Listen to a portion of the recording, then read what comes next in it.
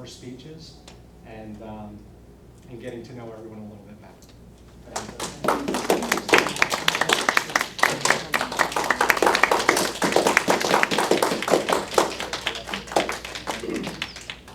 One of the wonderful things about Toastmasters is how much we learn about other aspects of life that we haven't experienced ourselves. Our next speaker is... Pardon me, Joan. Oh, I'm sorry. We have a slight interruption. Library does need the back side of the room. So I want to confirm that we do need the projector. Is that right? Projector? Yes? No? Anybody? They just brought it in. Oh, because I okay. didn't know. Stephen? No? Paul, Philip? No? Yeah, that's right. I guess we're all going to shift forward. It must be the secretary or something. I apologize, there was a mix-up in the scheduling, and there's another meeting that's scheduled. So we will put the divider on it. Just get a little more intimate Be a over here. closer group.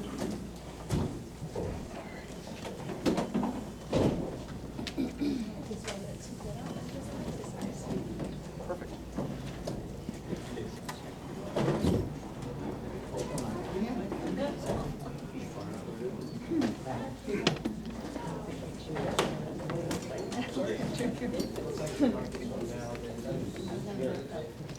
Those of you who were all repositioned may use this time to make comments on your comment sheet for your first speaker, Scott, and give him any feedback you'd like to make. Particularly with icebreaker speeches, we are trying to emphasize the positive, with maybe one suggestion that might occur to you. And when you're finished doing that, you can fold it up and pass it to Scott. We generally make these anonymous.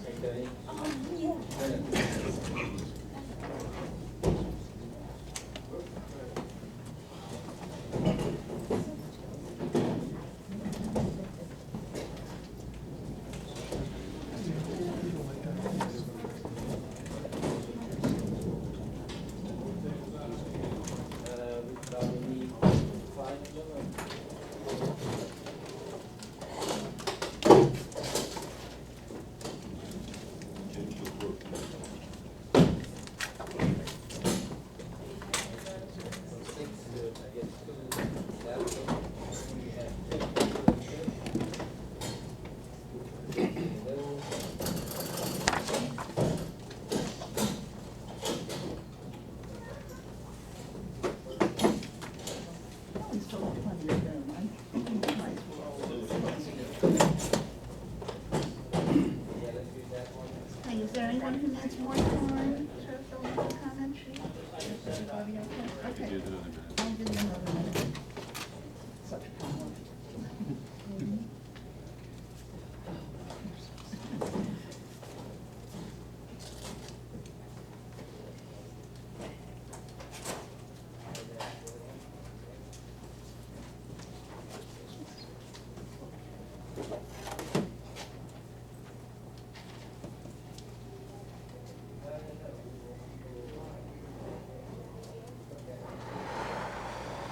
Introduce our next speaker, Oz, who is going to be speaking to turn cold call into gold call. I think we have some creative titles.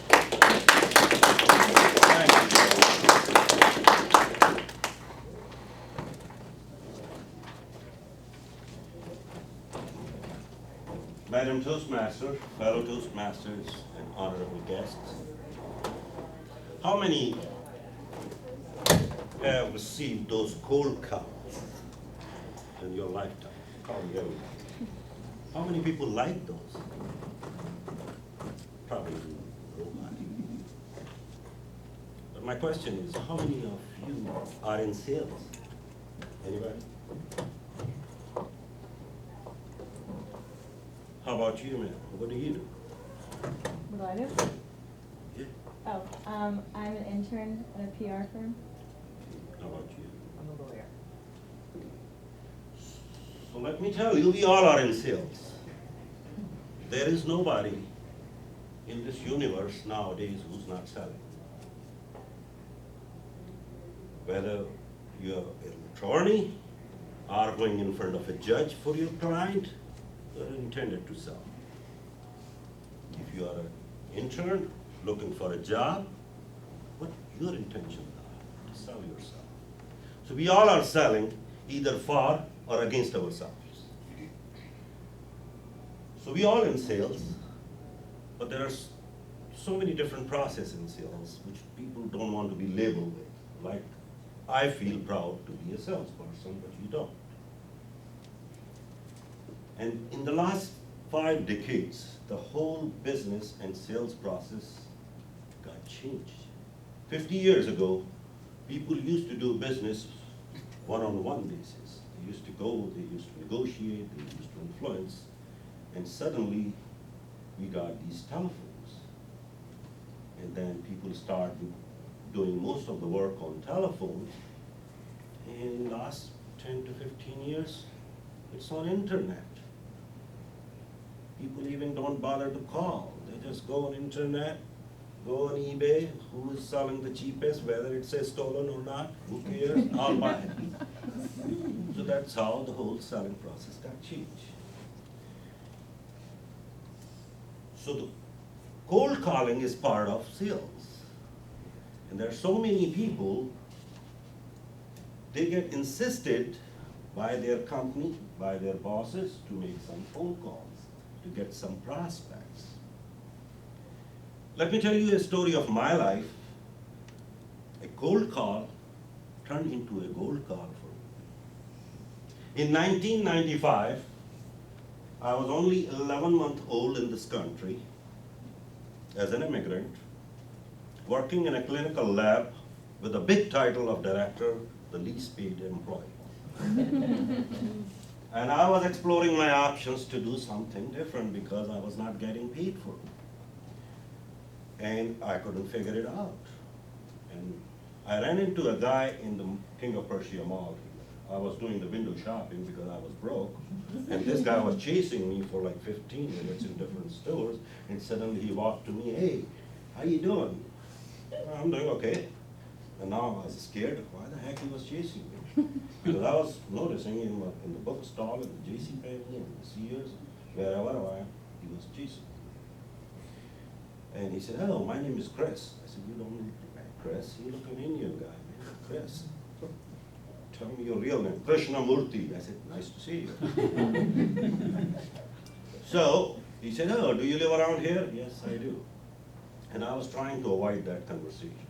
But finally, he was pretty good in that. And he said, "Oh, what do you do for a living?" I said, "I just work in a clinical lab." "Okay, okay. Give me your phone number." And he gave his phone number first. So I took his phone number, I gave mine.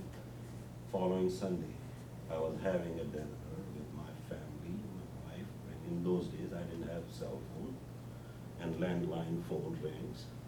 I didn't know whose number was that on answering machine. I picked up, and he said, "Hey, Fahd, this is Chris.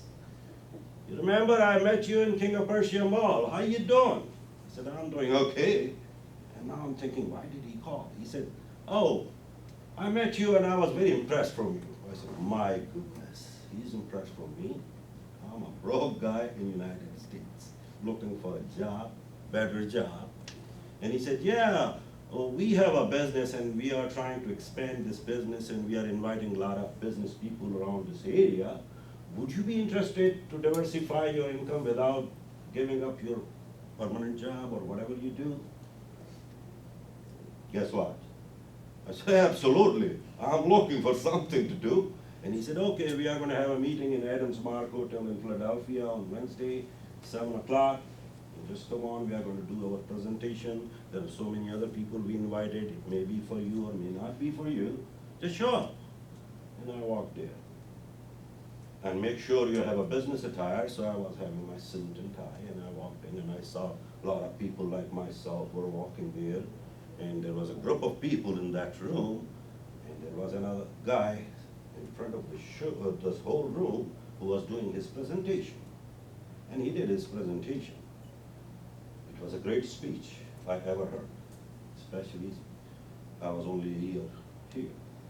And he said, you can make $100,000 in 1 year without giving up your job in your part-time, this and that, whatever. So he was very persuading, influencing. And I said, okay, I'm in. What am I gonna lose? And then they start calling me about different meetings and conferences, and I start going. But I didn't have, honestly, any impression from him or the other people to make money, but I was watching those guys, how they fire you up. I mean, they were really inspiring and motivating people. It took me 20 years to figure it out, why they were so good. Now I know they were Toastmasters. I can bet you they were Toastmasters. The common people who were sitting in front of the showroom, I mean the whole room, they were not, but those speakers were definitely the Toastmasters. So I got fired up, and then I started thinking, and they were telling me to go out in the mall and do the prospecting and bring their names and we'll make the phone call for you. And then I started thinking, if I can make these things for someone else, why I can't do myself? Why I can't create my own prospect to sell something, and finally, but I have an ego issue. Because my background, most of the people know that I came from a medical background. The only one thing I couldn't do is to have a blue-collar job or some uniform job. I always wanted my tie, suit, jacket. So I used to watch these car salespeople. They were always dressed up, smoking in front of the showroom, talking like a big shots, driving new cars, although they didn't own. So I said, man, this job looks so fantastic. So I walked in a dealership and they hired me. And I became a car sales guy. And in a year, I was in top 5 people in the country in Acura. And after 12 years in Mercedes, I still am in top 10 people in the country. So that one cold call Mr. Chris made to come in that meeting and how to prospect and how to talk to the people opened a new way to live in this country. And I'm so proud to be a salesperson. But let me tell you why cold calls, people, when they call you, can make a sale. Because first of all, they never understood the whole philosophy of cold calling. Usually they call you at 6:30. You just came back from your work beat up by your boss and work and the traffic and everything.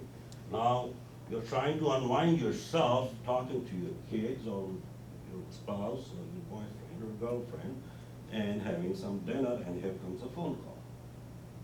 You don't want to take that. You don't want to listen to that pitch, which this guy has in his script and goes reading here.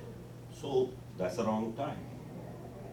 And most of the time, people call at the end of the day, or they try to sell you a product. Cold calling should not be for selling a product. There is only and only one objective should be, is to sell an appointment. But how you are going to sell an appointment? First of all, you have to believe in your own product. If, ma'am, you are the same enthusiastic like I am for my own product, what you are going to end up with? Buying. So I have to be very excited, very emotional about my own product. I have to believe in that. Because people don't buy product. First of all, let's make it clear. People never buy a product. If you want to buy a shirt or a pen, why you don't go to Walmart? There's $1 pen there. But still you walk in Office Max or whatever these stores are fancy, and you buy $100 Mont Blanc. Because people don't buy a pen, people buy quality, reliability, and dependability. Quality comes from the brand, reliability comes from the product, and dependability comes from the person you deal with or a company you do business with. That's why you go to other stores. So make sure your company is credible, your product is good, And then your emotions and excitement is at the top. So when you call them, first thing you have to introduce yourself. And you have to introduce yourself clearly, who you are, what company you work with, and why you are calling. I'm not calling you just to sell you a product. I'm calling you because I'm excited about my product, and I felt that maybe it's going to benefit you too. Would you be interested to get more information, sir? Most of the time then you're going to say, okay, how long is it going to take into the conversation? Oh, I'm going to take only a couple minutes. Because you're not selling the product, you're selling the point. So, don't try to sell and pitch the whole product and the whole script. The people who read the script, you know they are phony. They are phony. You can read it. You can understand. This guy is reading, he doesn't have any, because he doesn't have any excitement. Oh, my product is this, and what, come on, because he's fumbling. He's reading. But if you're talking from inside, with your excitement, with your enthusiasm, it's not going to be fun. So most of the time, people try to sell, don't sell the product. And then a thing which I learned through my own experience, and I tell now everybody, and hopefully you're going to appreciate that. In the first 30 seconds you made, whatever impression you made, in the next 15 seconds, try to get an email address. Email address, which is very important nowadays. And tell them, sir, I don't need your corporate email address. Would you be kind enough to give me your private so I can send you all the information so you can read it and analyze it, whatever, and then I will come down and whenever we sit down together so I can explain and answer your questions. And for example, if I'll ask you, Pete, what's your email address? You really want me to give it to you?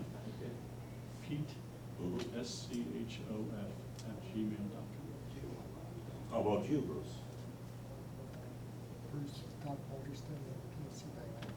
I didn't say corporate. I need No, you. I don't have a, Let me tell you why it's important. Corporate people don't want to get all these emails in their office email, number one. Number two, Pete is a very modern person because he has a Gmail. If somebody, because we don't know who's on the other side of the phone, what age group. He said, oh, this is Paul Rickman at AOL.com. Oh, that's the old timer. I know the age group. Now I'm going to talk in that way. Or MSN.com. But here comes a Yahoo.com, Hotmail.com, Gmail.com. These are new guys. I can handle that. But if there is a guy with a AOL still is sticking with that, last century this internet came out and still he didn't change his email address. So now you have to handle carefully on your cold call. So you have to talk in that way so he can understand. And then set up an appointment, that's all. And you know how to set up an appointment. Anybody read Dr. Sue, Green Ham book? Anybody? You know, in the history of sales, after reading Dale Carnegie, if somebody read it, and hopefully most of you, you have to read only one book, and that's the Dr. Seuss book. And if you read those two books, you will be a pro salesperson. You don't need any other sales seminar, coaches, trainers, all crap. These two things will tell you how to sell. It's all persistent. The first thing, okay, so sir, tomorrow 3 o'clock, will you be available? Oh, let me talk to my, that's okay, after talking that, will you be available at 3 o'clock? Just go for 3 o'clock, whatever time you said. 6 times when you ask, 7 times you can say, okay, how long is it going to take? 10 minutes if you don't have any more questions. Technically, 10 minutes. If you have a question, you can sit there 4 hours.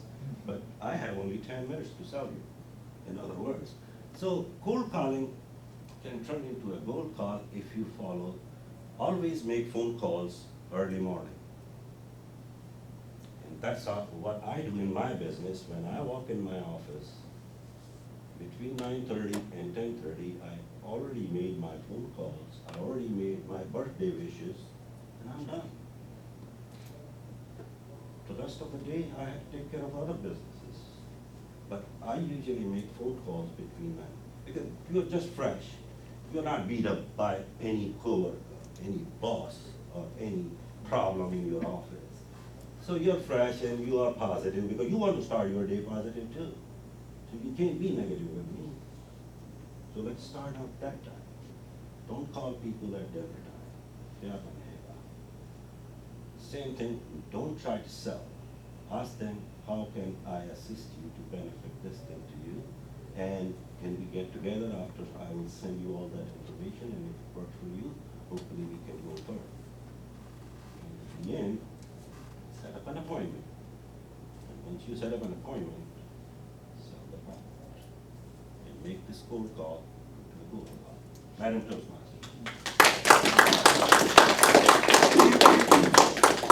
So everybody, please take a couple of minutes to give Bob some feedback.